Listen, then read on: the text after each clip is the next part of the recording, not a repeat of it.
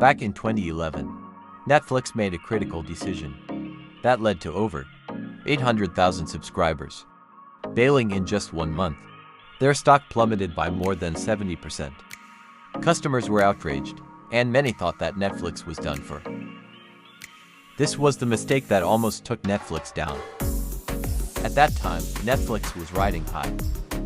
Millions were using it to rent TV discs through the mail, and streaming was just starting to gain traction. It was viewed as the future of entertainment until they tried to change too much, too quickly, which shocked their loyal users. In 2011, Netflix dropped a bombshell. They were going to split their service into 2 parts. DVD rentals would shift to a new service called Quickster, while streaming would stay under the Netflix brand.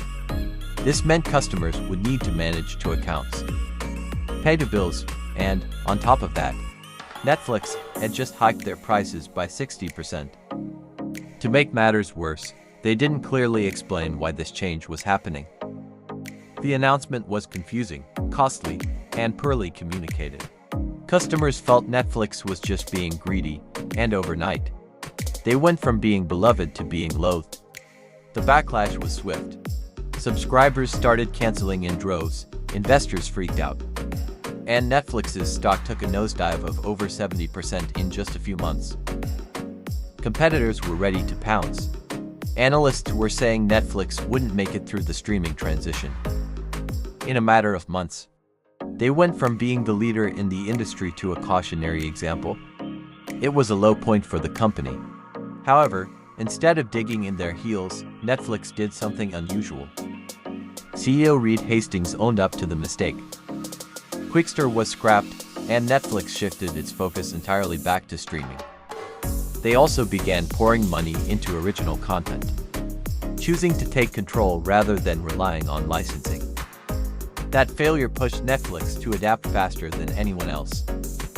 Nowadays, Netflix is a giant in global streaming not because they've always been flawless, but because they managed to bounce back from their biggest blunder.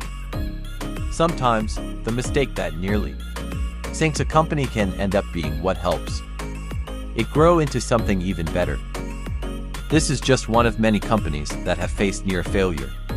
And there are plenty more stories like this out there. Thanks for tuning in.